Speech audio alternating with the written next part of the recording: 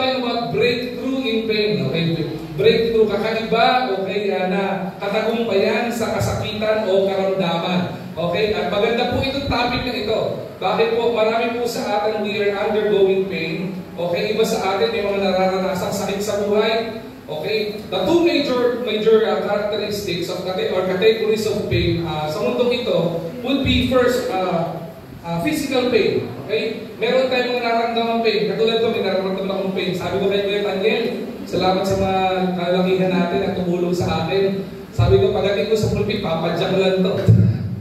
Ipagdyak na natin ang pagdating, para ng konti. Physical pain. Marami po sa akin will experience itong klaseng pain na ito.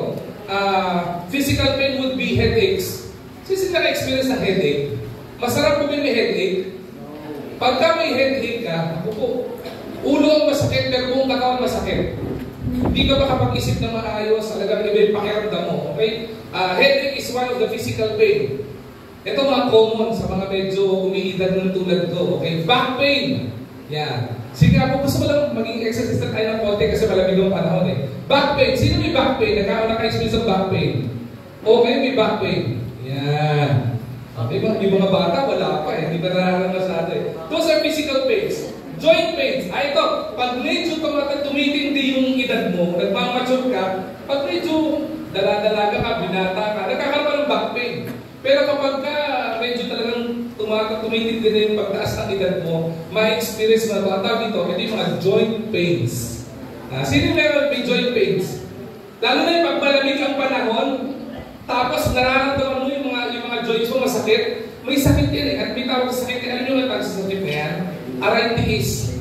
Arthritis po, arthritis. Joint pains ang tawag po diyan. Okay? One of the pains would be, ito mga muscle pain, yung mga nag-exercise, mga athletes, yung mga may mga ginagawang madalas, nagkakaroon ng mga muscle pains. Okay? Hindi lang po muscle pain ang physical pain, pero din po mga tinatawag na hindi acquired na pain na mga tipong aksidente, mga injuries.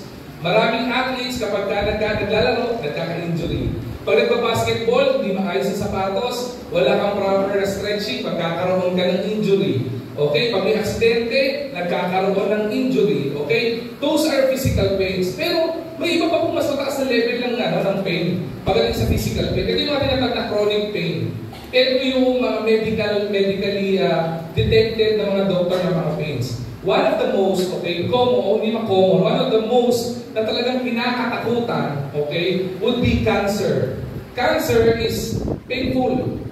Pag nagkaroon ka ng cancer sa buto, ito po isa sa pinakamasakit na cancer ata yan. Sa mga mag-research po tayo, pag nagkaroon ng sakit sa bone marrow o sa buto, masakit po talaga yan. Right? Tatag po dyan ay chronic pain. Ito, kapag ka sumobra kain at saka kulang ang kain, ang tawag dito ay labas. Stomach pain, okay? Nagkakaroon tayo ng stomach pain, okay? So, yung mga pain ito. Tapos ito pa iba, mga tipong nagkakaroon kayo ng sakit yung parang hindi makagalaw yung yung inyong mga kamay o kasu-kasuan. Ang tawag po diyan ay mga nerve pain. Those were considered as physical pains.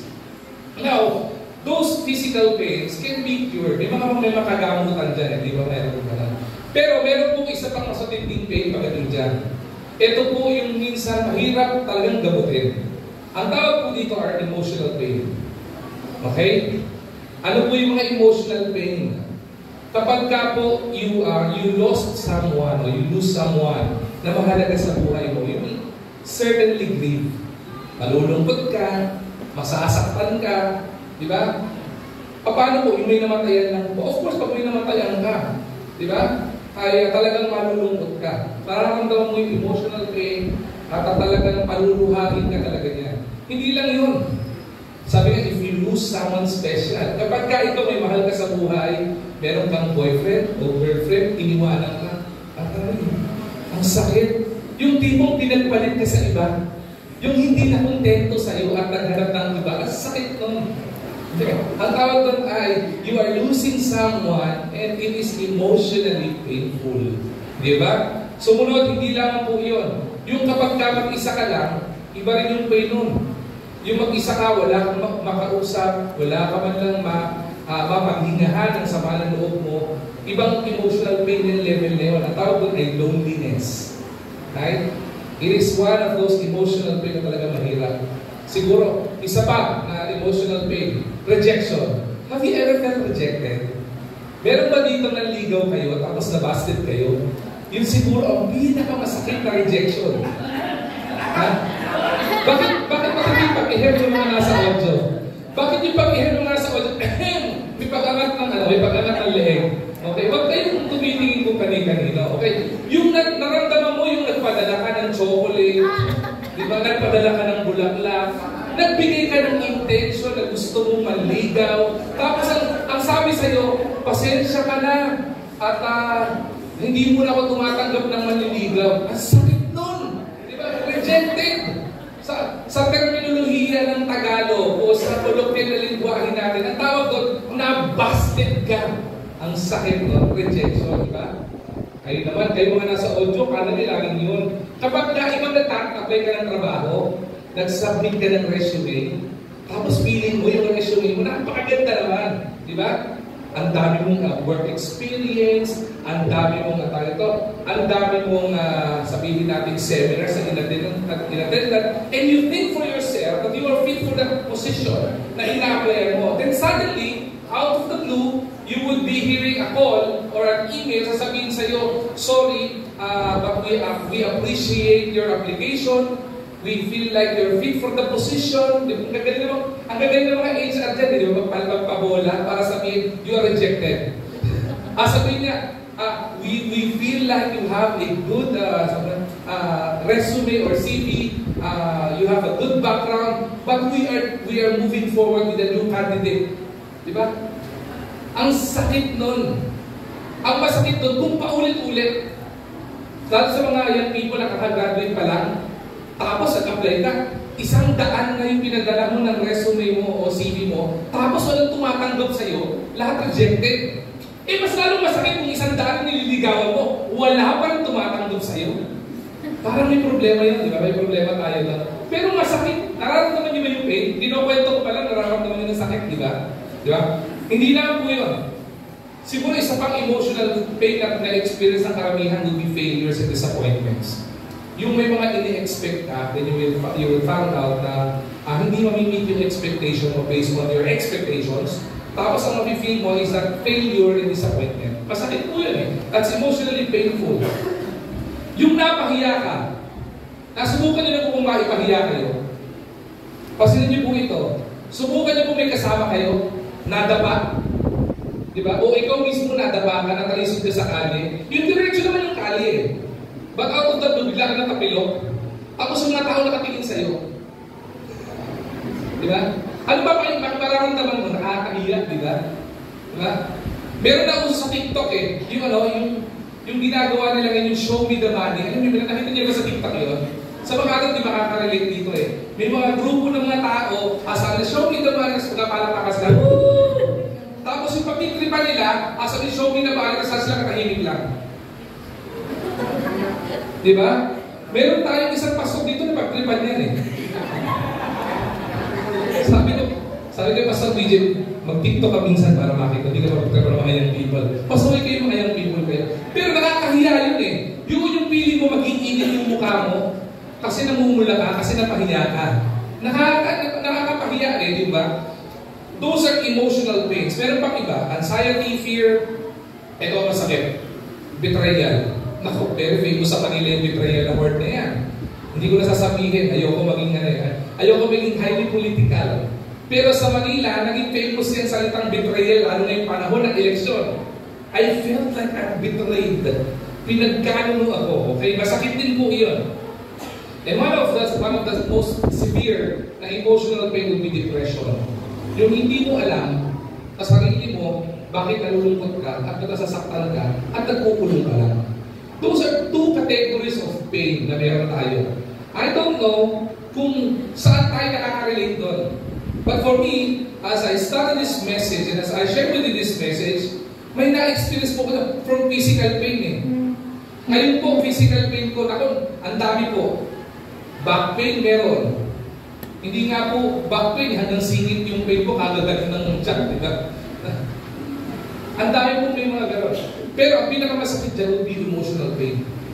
And sometimes, when we experience emotional pain, doon tayo nagkakaroon ng pagkakataon para i-question ng Panginoon.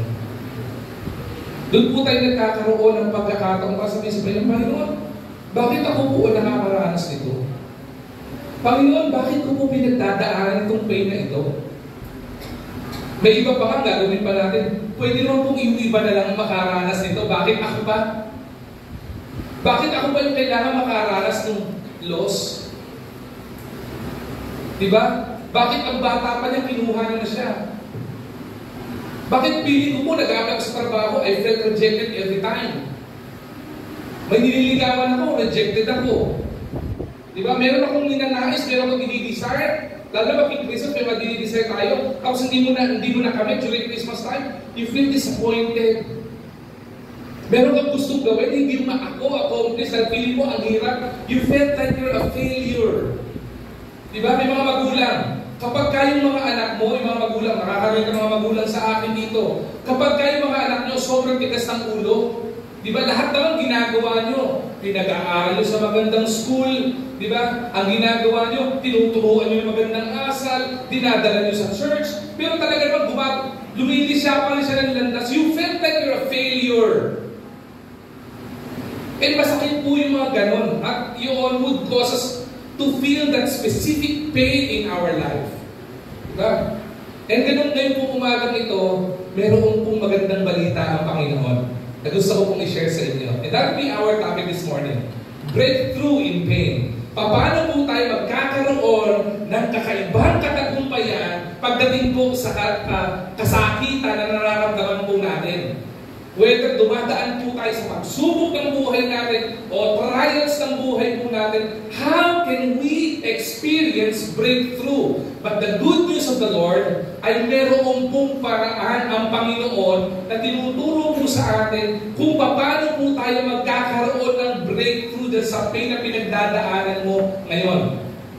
Whether, Pastor, kahit na physical pain, yes, kahit physical pain. Pastor, kahit pinakamatinding emotional pain, yes, meron pong katagumpayan sa pain na iyan, lalo tigit sa presensya ng Panginoon. Kaya po ngayong umagang ito, allow me to share with you the word of the Lord sa magitan ng pag-aaral itong topic na ito, breakthrough in pain. So if you have your Bibles with you, I would like you to open your Bibles with me in the book of James. James chapter 1, from verse 2 to verse 4. James chapter 1, verse 2 to verse 4. May we request everybody to please rise as we give reverence to the reading of God's Word. Okay? Maaari po ba sabay-sabay natin basahin ito? Amen? Amen! Parang kalahati lang Diyos. Amen? Amen! Yan. At least isip po tayo. James chapter 1, verse 2 to verse 4. Ready? Begin.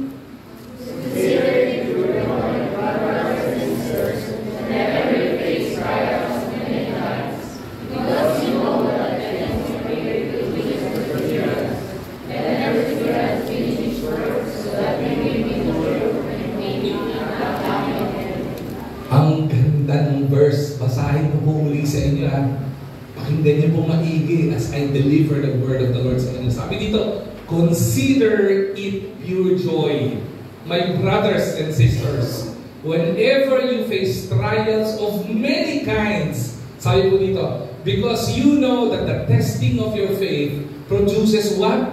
Perseverance. Let perseverance finish its work so that you may be mature and complete.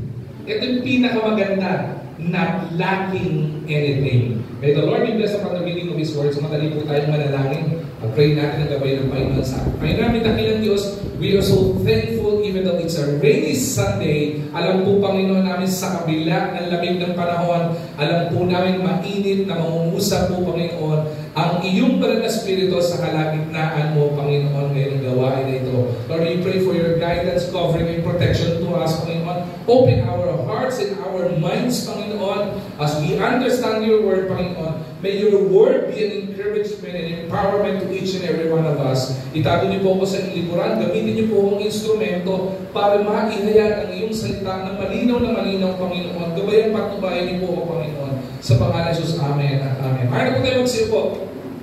Breakthrough in pain. Kanina pinag-usapan natin, sinare ko po sa inyo yung different emotional, yung different physical pains. Now, hindi ko po alam kung alin doon sa mga sinabi ko ang pinagdadaanan niyo po ngayon. But here is the good news of God. There is a hope that in God, we can experience breakthrough in pain. At kung papasilin po natin, just to illustrate, before I dig deep doon po sa biblical principle na tinuturo ng Panginoon kung paano po natin magkakaroon ng breakthrough dito. And I know you're excited. I want to illustrate it further. Kanina, in-illustrate ko yung sakit, yung pain, yung iba't ibang uri ng pain. Pero siguro sa ating mga tao, mas madali po tayo maintindihan ang mensahe kapag ka po nakakarinig po tayo ng mga story na relatable o nakaka-relate tayo. Alright? Meron pong isang famous woman, okay?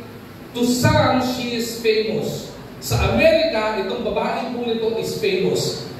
And all over the world, iba sa kanya, sa mga nakakakilala dito, ito ay famous. Paano po siya naging famous? Mas hindi po famous na, hindi ko po kilala eh. Papakilala ko po sa inyo. Sino po siya? Her name is Helen Keller. Okay? Helen Keller, okay, was a woman. She was born on June 27, 1880 sa Tuscumbia, Alabama. Okay, sa ibang bansa po ito, sa Amerika po ito. Nung 19 months old pa lang po itong batang ito, okay, nagkaroon po siya ng isang sakit.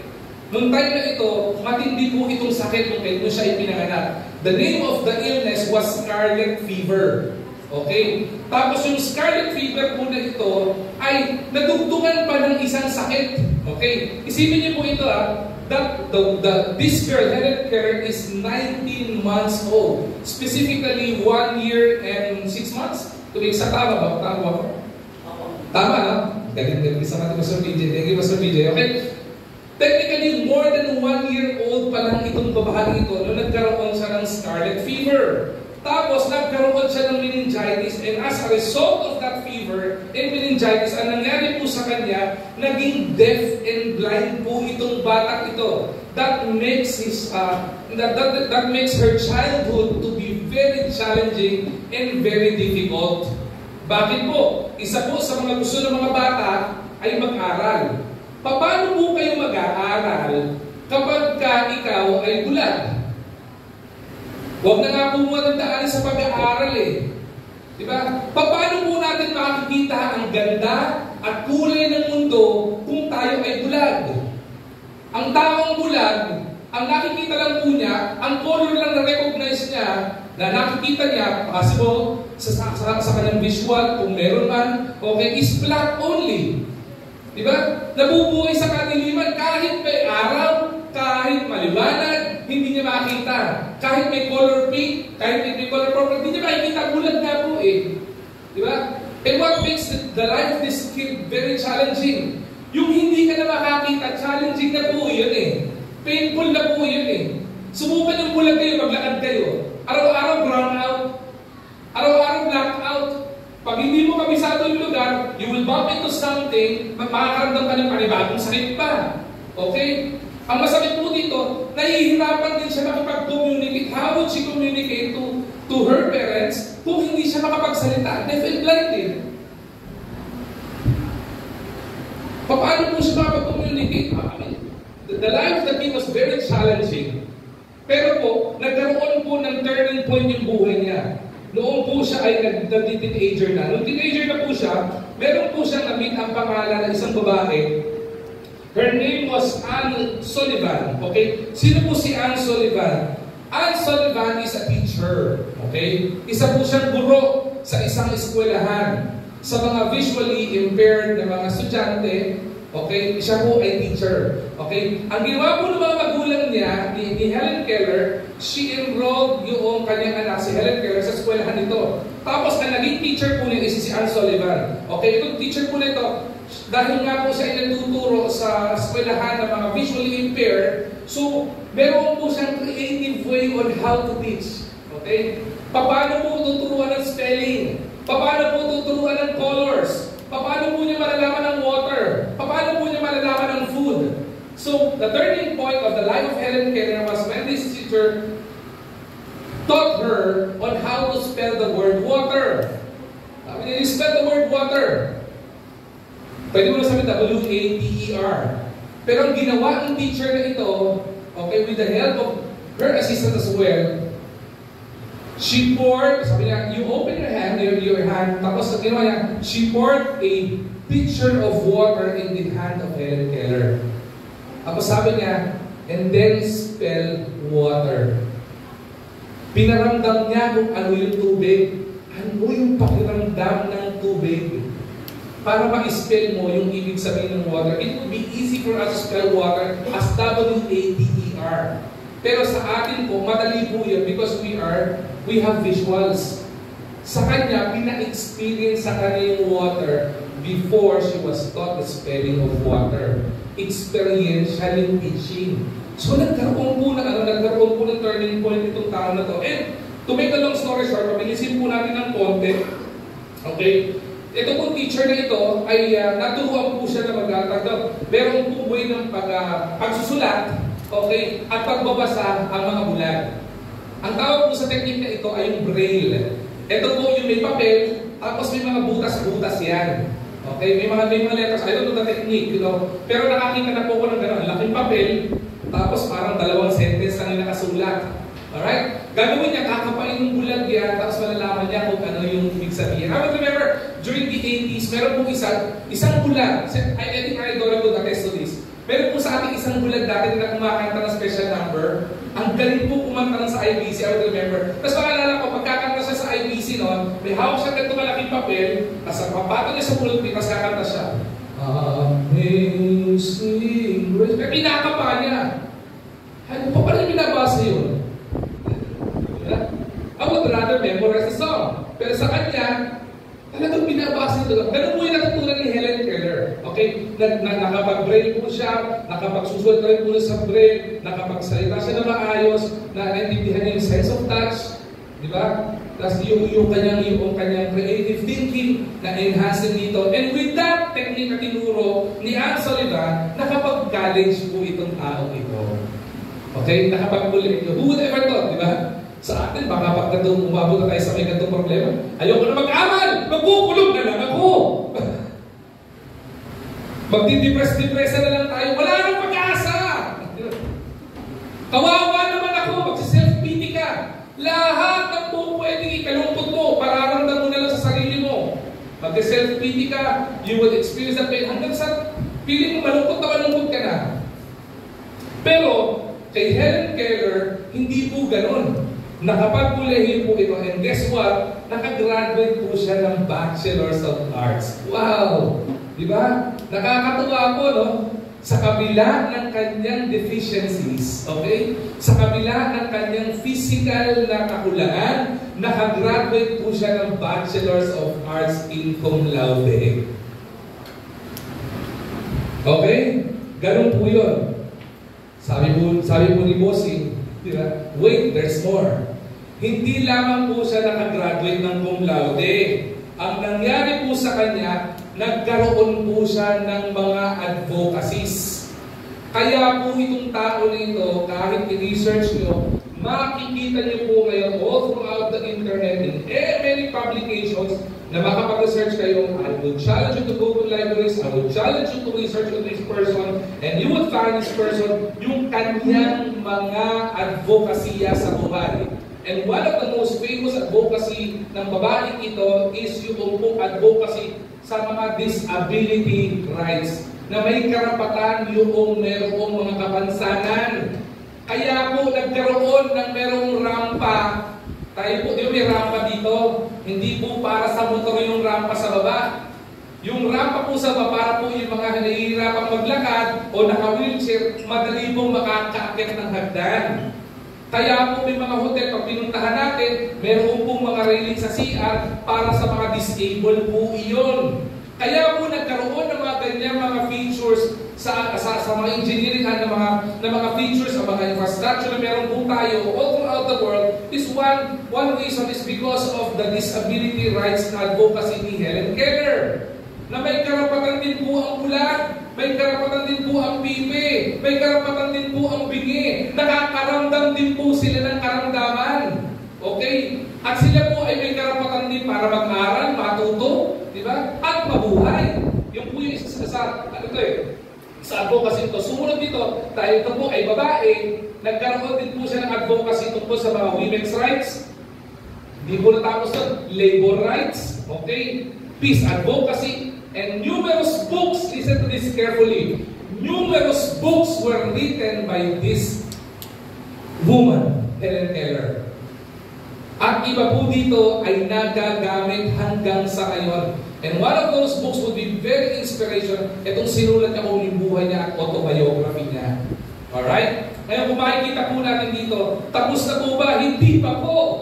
Because of these advocacies sa buhay po niya, bilang bulag at bilang blind and deaf, okay, sa mga advocacies na ito, noong June 1, 1968, at the age of 87, she was awarded by a Presidential Medal of Freedom by the President of the United States during this time. At hindi po natapos doon. Sa kabila po nito, okay, ay nakilala po itong babaeng ito hindi lang po sa buong kalakihan ng Amerika, kung hindi po sa iba't ibang dako ng mundo. Ngayon, bakit ko po sinare po ito? Because the life of Helen Keller is a testament of power, of the power of determination, the power of education, and the human spirit in overcoming seemingly at magkaroon ng breakthrough sa insurmountable obstacles na meron po siya. I use the insurmountable na mga obstacles. Bakit? Ang dami po niyang pinagdaanan eh. Hindi po ganun kadali yung walang paningin. Hindi mo ganun kadali maging deaf and blind. Hindi po ganun kadali. Hindi po katulad dati, pag gusto mo po tubig, makakakuha ka tubig. Gusto mo yung tubig, makakainom ka tubig. Gusto mo pumunta sa mall, makakapunta ka. Siya kahit magpunta siya ng mall, walang sense. Hindi niya mararamdaman kung ano meron doon. Hindi niya makikita kulay ang buhay. Kahit anong suot niya, she doesn't care. Hindi niya alam ang color eh. She wouldn't care about fashion. Bakit? Kahit anong suotin niya eh. Hindi naman niya alam kung maganda yun o bangis pa niya yun eh. And that is painful for her. Hindi po ganun kadali mag-aaral para ng isang bulan. Napakadaming obstacle. Pagpunta lang sa school, hindi po ganun kadali sa kanya eh. And I believe, marami din pong na-feel na mga rejection itong batang to. Ang dami niya na-express sa emotional pains. Sa struggle pa rin ng physicality niya, kadugtong na po kagad ang emotional pain eh. Subukan mong mapatapilong ka, madapa ka, pag sumakit ang tuhod mo, makakaramdam ka rin ng emotional pain eh. Kaya nga naiiyak po tayo, di ba? Pero po ba dito nadapa, nagkasugat, tapos tumawa pa, may sugat ako. Di ba? Lahat po tayo maiiyak sa sakit eh. Hindi po ba? And imagine yung pain ni Helen Keller. Now, dahil po dito, makikita po natin that the story of this woman will actually lead us to the message showing that pain, that pain can lead us to growth, that pain can lead us to strength, and pain can help us understand our purpose. Instead of us having questioned the power and authority of the Lord, makita po natin na pwede pala gawin ng Panginoon na pag dumadaan tayo sa trials ng buhay natin, it could lead us to our spiritual growth, it would lead us to our physical and spiritual strength, it would lead us to our, for us to understand kung anong purpose natin sa buhay po na ito.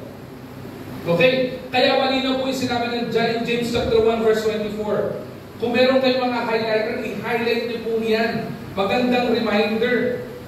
At saka po, maganda po na makita po natin yung pangako ng Panginoon. At magandang maintindihan natin. Kumpleto po yung verse na yan. Hindi lang po papaunawa sa atin yung purpose. Maintindihan natin kung bakit inaalaw ng Panginoon. Sa mga nagtatanong, bakit po dumaan ako sa problema?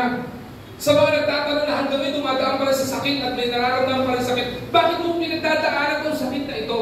Na meron pong kasagutan ng Panginoon at meron pong paliwanag ng Panginoon at hindi ang plano ng Panginoon ay para mahirapan ka at para saktan ka. May plano ang Panginoon sa buhay mo, kaya pinagdadaan at inaalala ng Panginoon, dumaan ka dyan. If and only if you will trust the Lord with all your heart and you will not lean on your own understanding. Marami po kasi sa atin, kapag ka dumaan sa sakit, problema ng buhay natin, ang sinisisi na kagad natin ang Panginoon.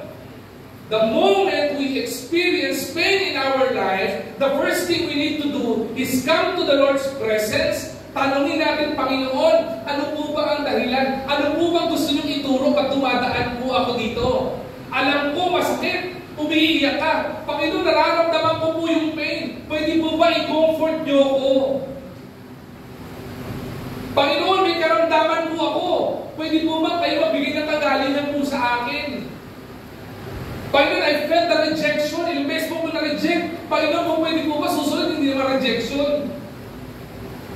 And one of the very best question pwede mo sabihin sa Panginoon, ano po ang tinuturo niyo sa akin? Hindi po masamang magtanong sa Panginoon. Kasi ang mga tao pong nagtatanong, gusto ng kaalaman. Alam niyo po kung ano ang mali? Ang mali, yung questionin yung kapangyarihan ng Panginoon. At ngayong oras pong ito, meron po tayong tatlong bagay na maiintindihan po natin. Sa bagay na ito, para maiintindihan natin yung pain ay kayang i-transform ng Panginoon to our growth, strength, and purpose. Ready na po kayo? Amen. Una po, na maiintindihan po natin, in verse 2, ano po sabi dyan? James chapter 1 verse 2, consider it pure joy. Sabi ito, my brothers and sisters, whenever you face trials of many kinds, ang una ko pong gustong ibahagi po sa inyo with regards to this is for us to embrace the process. Yakapin po natin yung proseso ng Panginoon. Bakit po? Hindi po talaga natin maiintindihan kung ano ang purpose ng Panginoon. Bakit? Limitado po ang ating kaisipan kung ikukumpara sa kaisipan ng Panginoon. Kaya po imposible po natin maintindihan po iyon. Pero ang gusto ng Panginoon is for us to trust the process of the Lord. Kaya nga sabi ng Panginoon unahin ko, pakibalik na lang yung verse. Isipin niyo po, bakit sinabi dito, my brothers and sisters, whenever you face trials of many kinds, emotional pains, physical pains, consider it pure joy. Kapag ka ikaw nadapa ka, may sugat ka, mumingit, tumatawa ka pa, ano sasabihin mo? Aba, inabuhang na. Di ba? Mukhang tumawid na ata sa kabilang dako to. Tao ba? Subukan may karamdaman ka. Kunyari po, nakafeel ako ng rejection. Tapos, kunyari lang, gamitin natin si Pastor BJ. Kunyari lang. Si Pastor BJ, nakita nyo, na-feel nyo rejection. Tapos, makita sa nila Kuya Nasyo, nila Brother Erwin, na lagi niya kasama. Nasa isang sulok si Pastor BJ, nakasandal. Tapos, numinite.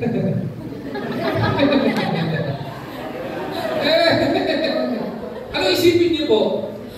Di ba?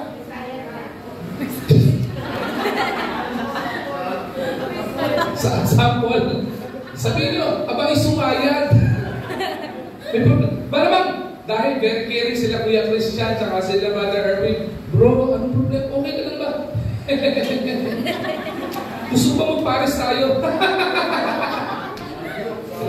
Sabi yun! Malamang gagawin nila, Pastor, may problema tayo. Kailangan natin tumawag sa Mandaluyong. Saan sa Mother Church? Hindi po. Yung sa tapat ng church natin. Ano po yun? Mental hospital. Pero, ito pong sinasabi po dito consider it pure joy.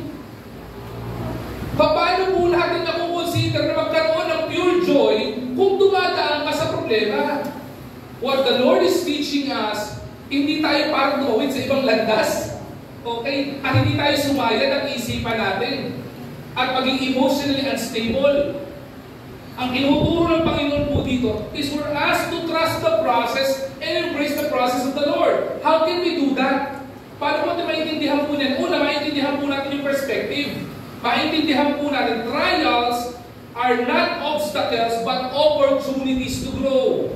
Buti ko po maintindihan natin yung perspective is how we embrace the process. Maganda pong maintindihan natin ito, Okay? As we embrace the process, kailangan natin yung perspektibo na maintindihan natin kung may pagsubok tayo pinagdadaanan, hindi po ito obstacle, but this is an opportunity for us to grow. Ano pong ibig sabihin nun? Ang tinuturo ng Panginoon po dito is for have a deeper understanding that trials are part of God's refining process.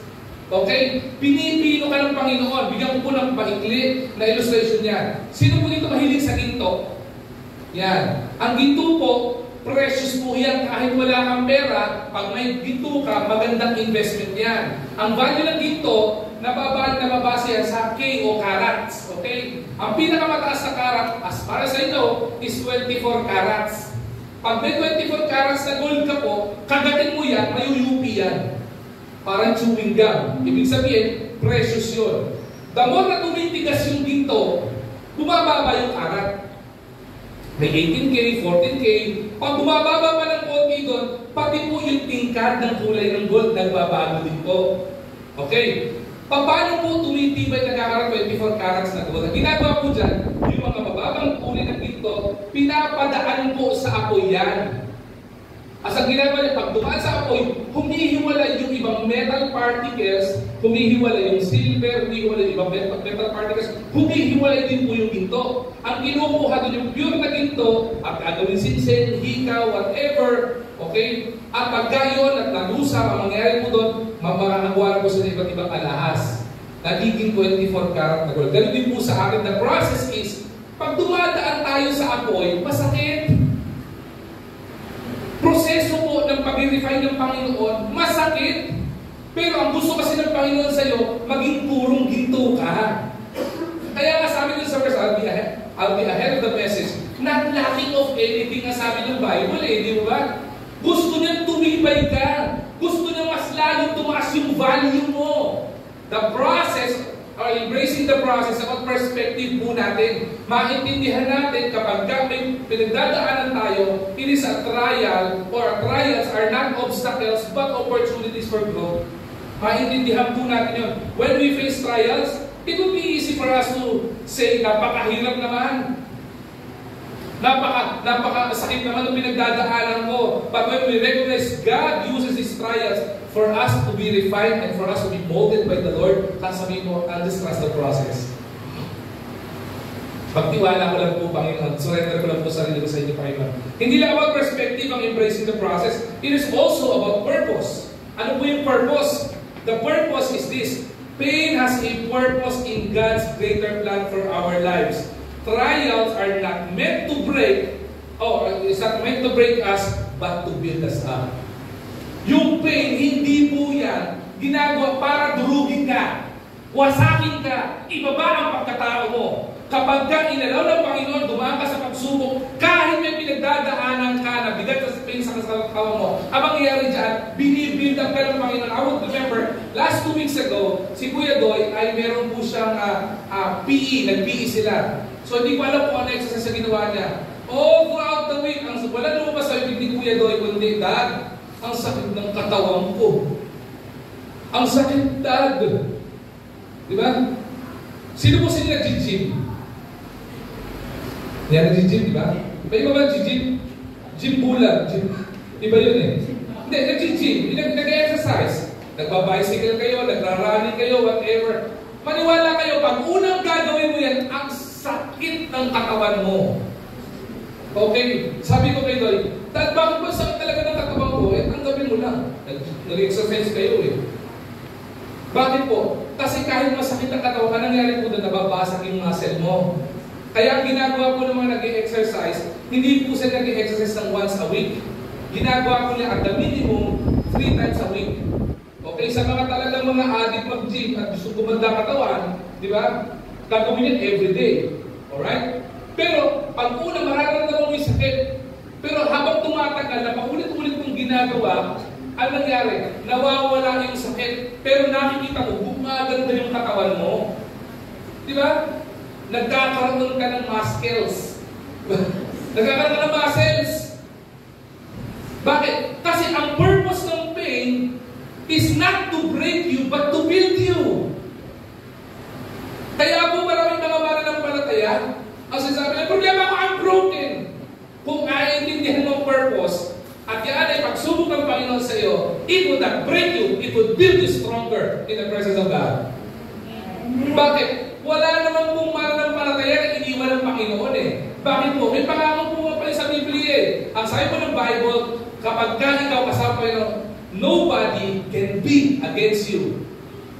Diba? If God is with me, nobody can be against me. God will always be with me. Matthew 28:19-20. Diba? Going into all the world, preach the gospel, baptizing them in the name of the Father, the Son, of the Holy Ghost. Diba? Purpose ng Kristiyano. Pastor, pag-usap natin, discipleship, evangelism. Hindi po. Pero may pangako pong Panginoon dun eh. Sa mga anak ng Diyos na nagtitiwala sa Kanya, ang sabi ng Bible, I will be with you always, even unto the end of time. Kasama po natin lagi ang Panginoon. Kasama po natin ang Panginoon. Trials are not meant to break you, but to build you up. Our trials are part of divine process. Pamamaraan po ito ng Panginoon. Para po i-build yung faith natin. Kapag hindi ka po dadaan sa pagsubok, at pagdadaanin ng Panginoon sa pagsubok, paano ka po itibay ang pananampalataya? Tao ba? IBC Manila, meron po tayong isang pinapractice po dito to actually exercise our faith. Paano po? Sino man nakakala? Nagpa-participate dito. Meron po tayong ginagawa dito. Ano po? Kuya Toy? Ano, Toy? Na? Make promise. Pinapractice. Madali po yung make promise. Magkukumit ka ng pera sa Panginoon. Mahirap po yun. Lalo kung wala kang trabaho. Lalo kung kapos yung kinikita mo. Pero why do we exercise it? Because kahit masakit, kahit mahirap, pinapractice natin because we are strengthening our faith sa Panginoon. Ganun din po dito eh. The trials and the divine process of Panginoon para buuin yung ating pananampalataya. I-develop tayo. Anong dapat i-develop? Not only our faith, but our Christian character. Para po mas lalo tayo maging Christ-like. Each challenge has meaning in God's hands. Lahat ng pagsubok ng Panginoon, merong kadahilanan at may purpose. Pastor, hindi ko maintindihan bakit ganito pinagdadaan ng pamilya natin. You just embrace the process. May plano ang Panginoon sa iyo at may purpose iyan. At ang pinaka-mahalaga po dito sa embracing the process, not only perspective, not only purpose, alam niyo ba ano yung pinaka-mahalaga dito? It's about patience. Bakit? Tayo po mga Pilipino, tayo po mga tao, we are so impatient with so many things. When we embrace the process, may pinagdadaanan tayo, ibig sabihin ito is, trusting God requires patience as He works in and through our struggles. Ulitin ko po dito ha. Patience is about trusting God. Ang nire-require po nito ay as He works in and through our struggles. Diba? Ibig sabihin po ito, kasama, katuwang, kabalikat mo ang Panginoon sa pinagdadaanan mong yan. Masakit man, mabigat man, umiiyak at tumatangis ka man, tandaan mo kapag kapiling mo ang Panginoon, just trust the process because in times of your struggles, naandyan ang Panginoon sa iyo. Diba? Ang ganda po nun, ano? Embracing the process. That is one of the most important thing na maintindihan. For us to have breakthrough in our pain, we are to embrace the process. Perspective, purpose, and patience. Sumunod po. Pangalawa po. Bilis, no? Tatlo lang ito eh. Pangalawa po. Maintindihan natin for us to endure with perseverance. For us to endure with perseverance. Ano po ibig sabihin ito? James chapter 1 verse 2. Ano po sabi dyan? Can you read it with me? Ready? Begin. Because you know that what? Produces. Ulitin po natin ha.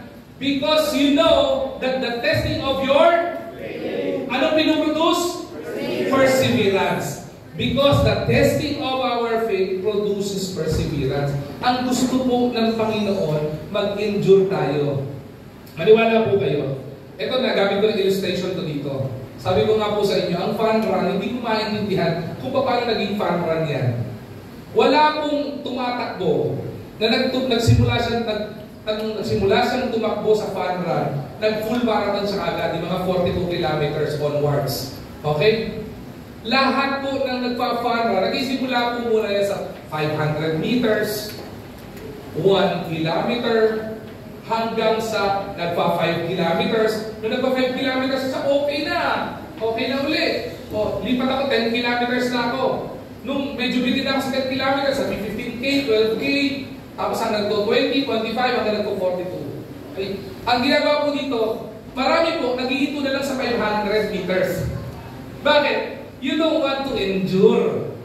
Ayaw mong i-push yung sarili mo eh. Walang endurance eh. Kaya po pag walang endurance, walang perseverance. Okay? Hindi ka nagkakaroon ng pupupunyagin para lumevel up ka. Just this week po, kami po ni Ate Joyce, naramdaman po namin ang bigat namin. Sabi ang bigat natin, sabi ni Ate Joyce, takbo tayo. Sige, takbo tayo. Jogging tayo. Sakto, si Kuya Al, gising nun, gising. Gising si Kuya Al. Wala pong pasok, pastor. O sige, sama kami tumakbo. Eh siyempre, itong bata po na ito, kumpara din naman sa katawan ko. Ang nipis itong batang to eh. Tapos ang laki ko, sabi ko, ganito muna lang. Total, nag-ibis ka pa, magbabike na ako. May inuukutan po ako ruta sa village po na. Pag inikot ko po yun, that would be 0.75. Wala po 1 kilometer, mga 750 meters. So, takbo. Ay, nag-bike ako. Pagbalik ko, medyo pawis na ako. Ay, wala. O sige, ikaw na mag-bike, ako mag-jogging. Sa nakapunta sa bahay namin, ang village, tatlong street lang yan eh. Yung street namin ay Salamat Street.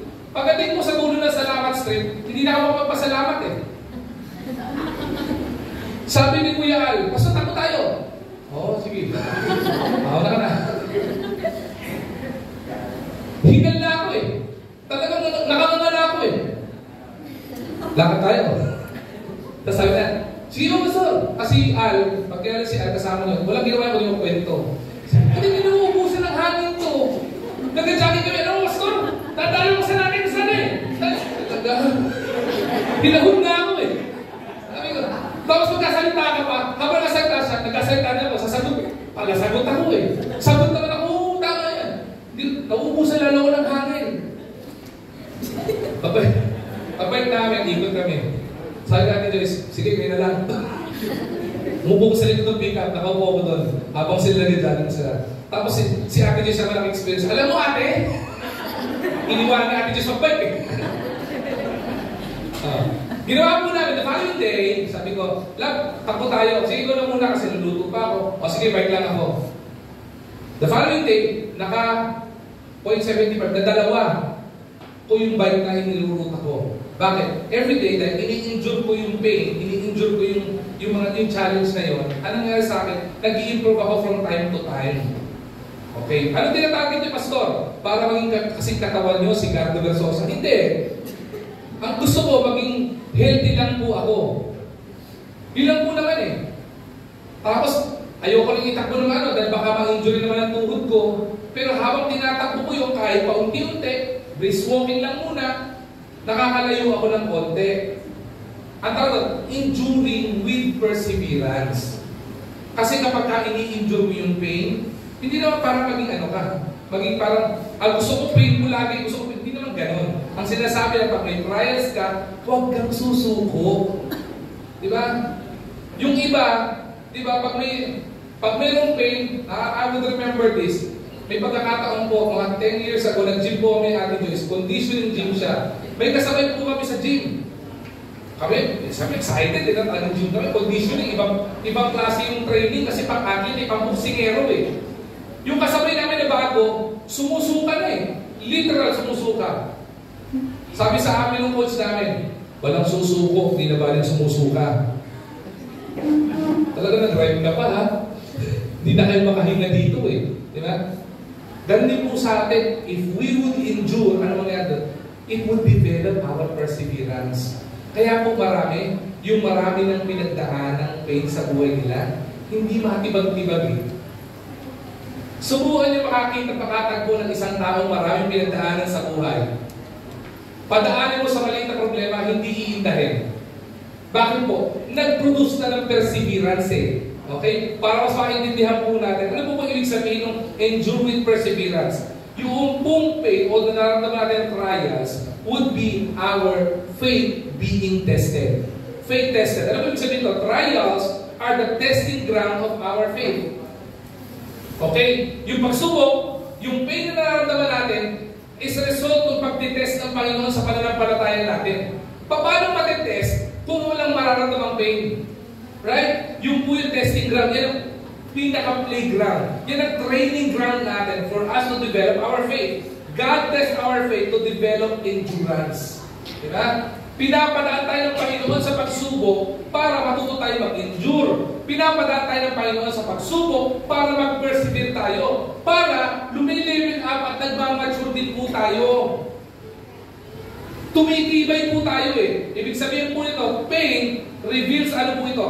Pain, ang may result po nito, if we endure pain, it would reveal our inner strength sa pagpapala ng Panginoon. It would reveal yung inner, yung pagkalalim o yung depth of our faith sa Panginoon. It would allow us to what? To rely and trust on the Lord. Alright? Hindi lamang po yun. Pinag-uusapan natin yung, di ba? Ito, ibig sabihin ito, faith tested eh. Sabi ito, ipinapakita as we endure ito pong pain sa buhay natin o yung trials sa buhay natin. Playground ito, testing ground ito ng ating faith. At pinag-usapan natin, pagka natetest ang faith mo at nag-i-endure ka dyan with perseverance, anong pinapakita? Na i-develop yung inner strength mo bilang isang Kristiyan pananampalataya. So pag-usapan natin yung strength, fortitude. Pag sinabi mong fortitude, perseverance through pain, shape us into stronger, more resilient believers. Okay? Listen to this carefully. Heads up, mga kapatid. Yung term na resilient, ako naniniwala po ako to. I'm a firm believer of this because I've seen this many times. And I know you've seen this many times. Filipinos are known to be resilient people. Mga Pilipino ay tinataguri ang resilient people. Hindi sumusuko. Bakit po? Pansinin niyo po, taon-taon, ilang bagyo dumadaan sa atin? 24 to 26 storms ang dumadaan sa atin. One of the greatest storm experienced by the Philippines, ano? Nangyari po ito sa Batang Visayas, sa Yolanda. Ang tindi po nito eh. Pag pumunta po kayo doon, may mga pastor po tayo na nagbigay ng relief doon. Maaawa po kayo eh. Habang dumadaan yung mga pick-up truck, yung mga truck ng relief goods eh. Talagang may mga placard na sabi, baka pwede batuhan mo kami ng relief dito. Nagugutom na kami. I would remember asking yung mga nagdagano sa atin, or yung mga nag-relief sa atin. Meron sila isang kapansin-pansin na nakita. Ano kahit ano? Kahit na may mga bangkay na sa gilid, ang baho ng lugar, dahil maraming namatay, hindi lang mga hayop, pati mga tao, ang dami nagugutom, magugulat ka pa rin. Nagkakatuwaan, nagkakasayahan. I would remember, during the time of Undoy, wala po kami sa Pasig, sa Mandaluyong kami nakataranon eh. I would remember, it was a Sunday afternoon. Sabi ko isang worker, samahan mo ko. Kasi yung bahay namin sa Pasig, bungalo lang. Eh si Lolo Linda at Lolo Berto lang nandun. Rescue tayo. Punta kami ng Ortigas. Dala-dala namin inflatable bed. Habang nandun kami sa inflatable bed, may mga nakikisakay pa. Pwede mo makisabit. Sabi na ito, jeep. Nakikisabit. So inflatable bed namin, ilang kami nakasabit doon. Guess what? Sa gitna ng Ortigas, sa may tapat ng Jollibee, tapat ng Mission Hospital, okay? Taas ng baha eh. Makikita yung mga tao naglalakad doon sa may kabilang kuryente. Tapos sa tabi namin, magugulat kami, akala namin, may lumulutang lang eh. Patay, lumulutang. Hindi namin makuha, patay eh. Eh may kare, napunta sa medical kasi, aabusin na ni ba doon? Pagtawid mo ni Castle, labas doon, plato eh. Malamang nasa Laguna de Vida yun. Pagdating namin, countryside na kami sa may entrada na doon mismo ng village. Pagdating doon, diretso kami. Tapos anong nangyari, di ba uso sa ating mga bakod na mga ayaw masukin ng mga magnanakaw, may tulis-tulis. Tumama yung inflatable bed. So, umimpis. Hindi kami nakadiretso sa bahay namin. Doon kami sa may bubong. Tapos tuwid kami ng parang isang bahay, tapat lumang church. Nakipag-church kami doon, nag-service pa nga po kami habang nagbabaha. Kasi mga miyembro na truck din doon eh. It was the second floor. Tapos sabi namin, pumunta ka kain dito. Sabi ko, hindi na tayo dilata dito. Buksan mo ilan. Pakain natin. Wala tayong pagkain eh. Supposed to be relief yung kailan para sa mga magulang mo. Pakain natin dito. Kain po kami. Sardinas ang kinakain namin doon. Mahigit 10 kami. Mahigit 10 kami. 2 dinatang sardinas ang pinaghahatian namin. Tapos minarating kami sa labas. Ay! Ay! Kapilipino to. dito nyo makita kung resilient ang Pilipino. Dungaw kami. Kasi ang Pilipino, hindi lang resilient. Chismosa din. So kung may sumigaw, silip ka, ay! Kala ko ano eh, silip kami. Sumisigoy sa kami ng bakod. Ay! Yung baboy! May patay na baboy eh. Yung baboy, tinanggal namin ng pata. O, papaanurin mo dyan ha? Pinaalot, kinuha. Pinutol kami ng pata. Awawang baboy. Di ba? Sabi ng wala na yung dalawang pata. Kayo na bahala kung ano gusto nyo kunin dyan. Kinuha sa ulo naman. Tapos makita mo sa ibabaw ng bubong, may nagilitsyon. So, ibig sabihin, doon ko na nakita ang nilas litsyon para tumamay branch pabaha. May naglilitsyon sa ibabaw eh. Tapos nakakatuwa pa, may nagigitara pa eh, di ba? Diba? Ang baboy sa tapos natatawa lang pa eh. Tapos ako din may helicopter. Ay! Pakaway ko eh. Binapadala ko ito ng plastic ng pagkain. Yung isa, tinamahan pa ng itlog ng plastic sa mukha eh. Boom! Nagtawa naman sila, sa ulo. Ganun ka-resilient ang Pilipino. May pinagdadaan ng problema, hindi iniinda. Yung po tinuturo dito eh. Kapag ka po na-i-injure natin yung pain, anong nangyayari po sa atin, nagkakaroon tayo ng character of perseverance. Na kahit may pinagdadaanan tayong problema, masakit yung realidad.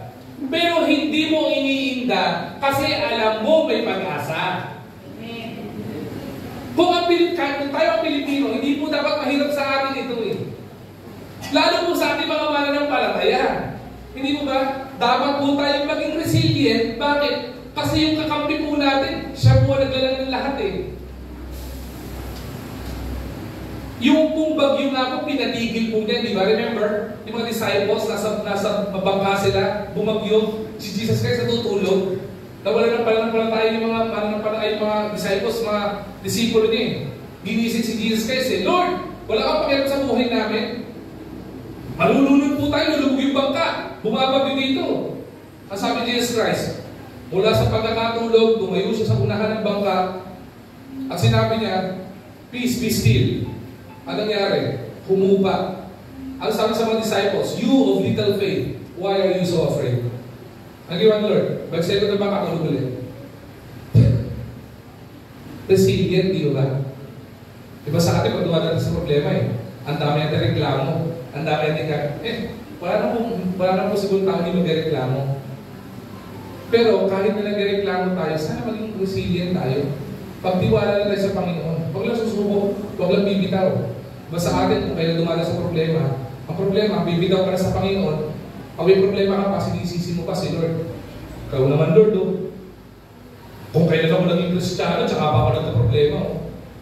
Pagpusa lang gano'n. Yung mga tao ko nagsasabi nung kailan ako naging Kristiyano, doon pa daw ay problema ko. Nung hindi ka pa Kristiyano, may problema ka na. At nung hindi ka Kristiyano, hindi lang ikaw yung problema ka din. Ngayon hindi Kristiyano ka na, mas na-highlight yung problema, tsaka ka pala nagreklamo sa Panginoon. Kung kailan kasama ang Panginoon sa problema journey mo, nagreklamo ka pa. Nung hindi ka ba ng palataya, kung may problema ka, sino kasama mo pag may kailangan ka? Pag may kakulangan ka sa pera, sino nilalapitan mo kapag ikaw may nangangailangan ka? Utang ka sa bangko, utang ka sa Bombay, utang ka sa mga app. Pag wala kang pera ngayon, kayo ka malapit, sa Bombay pa din po. Pag-Facebook sa lapitan eh. Mali pa din yun eh. Madali ka sa lapitan, mabilis lang na maningil. Malaki pang magtubo. Dapat lumalapit ka sa Panginoon. May problema ka, kayo ka nagpapakounsel. Wala problema pa-counsel sa mga counselor mo. Ang pinaka-best counselor mo, Panginoon. Fortitude. Pagtibayin. Yung tinuturo dito eh. Enduring perseverance, pinagtitibay ka. I would remember one training. Napanood ko po ito, training ni Manny Pacquiao. Ay po, ang morbid ng training na to. Nakita ko po, nakahubad siya, di ba? Six-pack up po si Manny Pacquiao, di ba?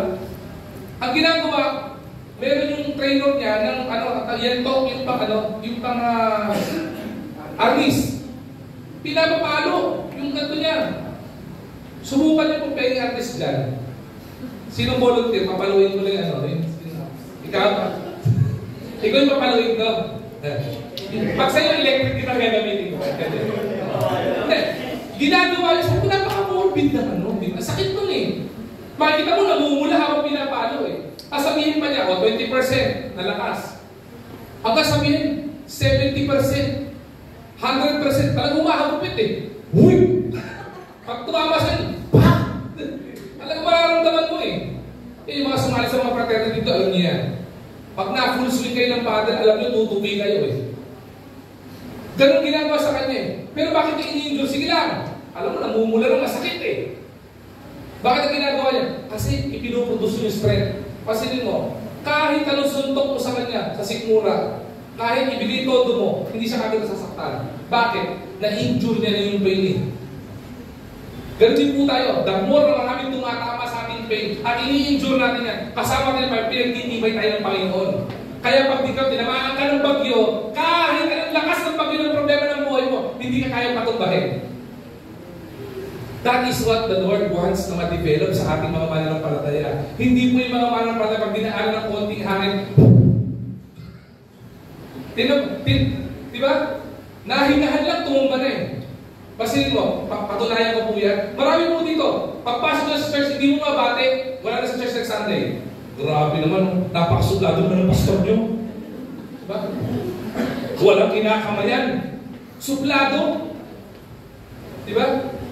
Hindi mo na nakita, hindi mo nakamayan. Diba? Grabe. Nag-lotion pa man din ako, hindi man lang kinamayan. Sama ng ugali. Diba? O ang tawag doon, one perseverance eh po. Bagi lang, tinutumba ka agad. Diba? Baka naman may problema din yung pastor, kaya gano'n. O kung hindi, baka ikaw yung problema, kaya gano'n. Diba? Pero yung sa atin, gano'n lang konti eh. Konting bagay lang eh. May nakita ko eh, di ba sa church, paborito kami, may upo tayo favorite eh, di ba? Yung pag-inom church, wala namang pangalan. Pag sa church po natin, wala akong pangalan ng upuan. Pero pag tumayo po sa pulpito, kahit nakapikit ako, alam ko kung saan ka nakaupo. Maraming kong dipiso dyan. May nakaupo. May nakaupo na. Di ako nang umatin ng church. Yung upuan ko inagaw. Aba, hindi na pala masaya yan. Di ba? Hindi ba ganun ang problema po sa church eh? Yung pamanig yung tapat ng aircon. Ngayon, ibang klase. Lumalayo na kayo sa aircon. Pabuksan nga lahat ng electric para maging close ang fellowship. Yung totoo, gusto po talaga pabuksan lahat ng electric para aircon ng church na ito. Bakit po? Kasi pag bukas lahat yung malamig, para uminit, mas dapat dumamit tao. Tama? Pag lumamig yan, painitin natin, maganda may katabi ka, umiinit. Tama? Ganun pinakamaganda po dyan. Ibig sabihin, ang lamig sa church. Sweetheart, dapat katabi kita sa church. Attend ka.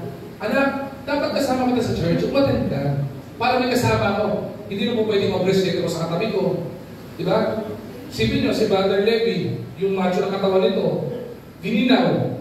Yung mga kapag sa video, sabihin nyo, ay, sayang, guwapo pa man din. Pagdududaan mo na, di ba? Tama? So, ano dapat mong gawin? O, hindi magdala ka ng jacket. Magdala ka ng kaluluwa. Di ba? Dali mo kapatid mo, dali mo nanay mo, dali mo iniligawan mo. Malay mo, hindi ka makareject doon. Total, pinupost mo na, marami kang nakakayakap. Maria na mga abdak, ano naman. Ganun ginagawa po natin, ang tuturuan po ito. For us to be strong, and dapat, for us to be strong and resilient, we are to endure with perseverance. Sumunod po. Okay? Allowing the resting of faith, fortitude, but fruitfulness. Ito ang kagandahan po nito. If we endure with perseverance, yung magkakaroon tayo ng bunga, fruitfulness. Enduring trials bears fruit in our lives leading to maturity. Ano po yung bunga po ng trials? Tinuturo po ito ay maturity. Lahat po ng tao dumaan sa pagsubok. Kausapin nyo ng ibang perspektibo. Sumukan nyo po makakausap kayo ng isang tao na dumaan sa rejection. Lapitan nyo. Kunyari, I felt rejected. Labi ka ba sa isang tao na naka-experience sa rejection? bibigyan ka niya ng magandang tayo. Lalo pa na-overcome niya. Alam mo, okay lang yan. Ako nga 1,000 beses na reject eh. Diba? Sino invento ng ilaw? Sino? Sino? Thomas Edison. Ano sabi niya? Ilang beses na na-experience rejection? Diba? Ilang beses nag-fail? Libo-libong beses. Anong perspektibo niya? Hindi ako libo-libong beses nag-fail. Naka-discover lang ko ng libo-libong beses kung paano hindi gumawa ng ilaw. Binago yung perspective eh. Gabi po sa atin eh. Nagmamature. If you want to mature, lumevel up, mas tumino, mas gumaling, mas tumindi ang gilas, kailangan dumanga sa problema. Kung may lalapitan man ako dito na magaling o kung i-consult ako pagaling sa pananalapi, eh di mga nag-overcome sa problema sa pera. Kung gusto ko tumibay sa pananampalataya ko, lalapit ako sa mga tao na ka-overcome at nagkaroon break doon sa pagsubok ng pananampalataya nila. May matututunan ako sa kanila eh. Bakit? As long as you are you are enduring with perseverance, ang dinudulot po nito sa atin is maturity. Mas tumitibay po sa tayo. Panghuli, last na po ito. Hindi lamang po endure with perseverance. Lastly, at ito yung pinakamaganda, emerge perfected. Let us emerge with perfection. Let me clear this phrase. We can never ever be perfect. Okay? Walang taong perfecto and we can never ever be perfect. But the Lord will always be in the process in perfecting the saints. Wala pong tao na may ng perfecto. Kahit ang pangalan pa niyan perfecto, hindi pa rin perfecto yan. Kahit pong pastor nakatayo sa inyong harapan, hindi po perfecto. Wala pong taong magiging perfecto, but God will always be in the process of perfection. Kaya sabi ito, emerge perfected. Umangat ka. Kaya po isang mananampalataya, nag-i-excel. Bakit po ano sabi ito? James chapter 1 verse 4. Let perseverance finish its work. Okay? Hayaan mo, tapusin niyo yung purpose niya. Tapusin niya kung paano siya dinisenyo ng Panginoon sa buhay mo. So that you may be, ano yung bunga? Ano yung fruit nito? So that you may be mature. Hindi ka na magiging mature. Magiging kumpleto ka. Paano? Magiging kumpleto. Kapag may problema ka nga, nag-broken ka eh. Yung broken sa Panginoon, walang imposible. So ang taong broken, kayang i-fix ng Panginoon. Broken ka man ngayon, kayang ayusin ng Panginoon ang buhay mo. Broken man ang pamilya mo, kayang ayusin ng Panginoon ang problema ng pamilya mo. Broken man ang sitwasyon ng buhay mo ngayon, sa Panginoon, kaya niyang ayusin yan. So that we may be mature and complete, not lacking of anything. Diba? Wala kang magiging kakulangan. Kaya po isang Kristiyano na dumaan, nagkaroon ng pain, nag-persevere sa pain na ito, naiintindihan yung purpose and trials ng buhay niya. Ano nga sa kanya? Nagdudulot pa po ito ng isa pa, hindi lang maturity, hindi lang po nade-develop yung strength, nade-develop din po yung satisfaction. Not lacking of anything eh. Napupunan yung mga kakulangan, na pagtitibay ka, emerge with perfection. Sabi ito, anong una na maintindihan ninyo? Completion. Completion of what? God uses pain to make us complete in our faith journey. Madali po ba yung faith at pananampalataya? Hindi po. Sabi ko nga po sa inyo, wala pong tao na hindi naka-experience ng pain. At wala din pong church na mangangako na kapag ikaw nakilala mo si Kristo at nagkaroon ka ng personal relationship sa Kanya, okay, hindi ka na makaka-experience ng pain. Yung totoo, pag naging mananampalataya ka pa, parang dumodoble pa yung sakit at problema yung dadaanan mo eh. Maaari, pero ang pangako ng Panginoon, anumang trials and temptation ng buhay mo, kasama mo ang Panginoon. That would be the difference. So there is no reason for us na pag dumadaan tayo mga sa problema, sabihin natin, Panginoon, bakit ganito? Panginoon, ikaw pa naging dahilan kung bakit ako problema. Mali yun. Kasi nung hindi ka mananampalataya, may problema ka, wala kang kasama. mag-isa ka lang.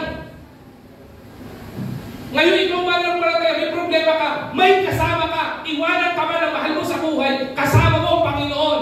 He will never leave you and He will never leave your side. Completion yun eh.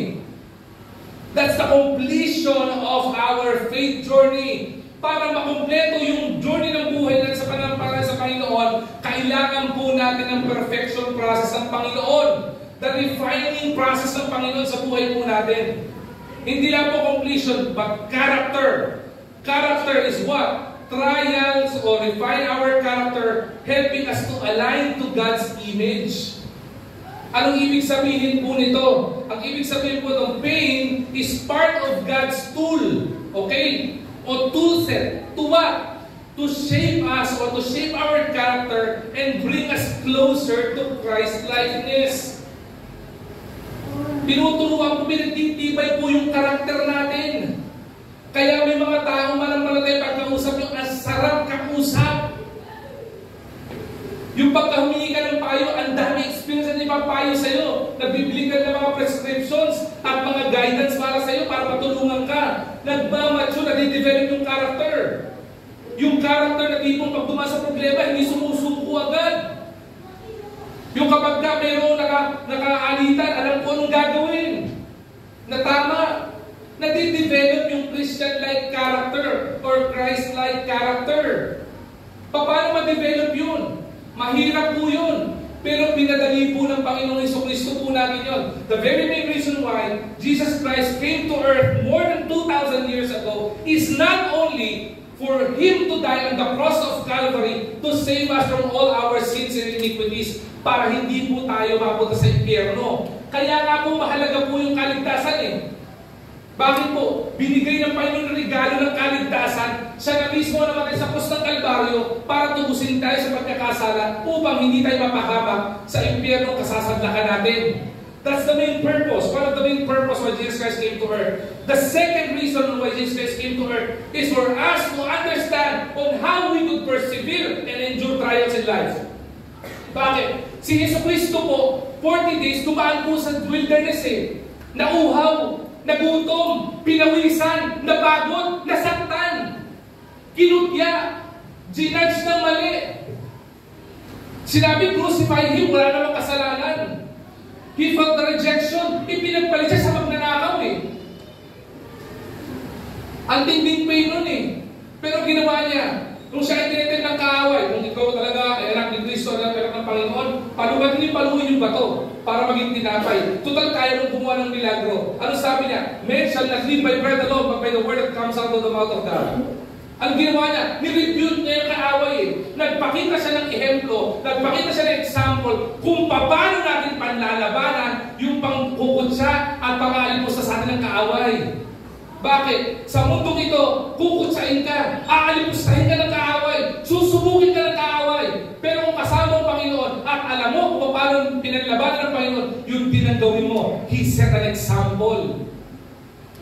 And if we follow the example of Jesus Christ, then we develop our Christ-like character. Kaya po pinakamasarap kasama yung mga Kristiyano.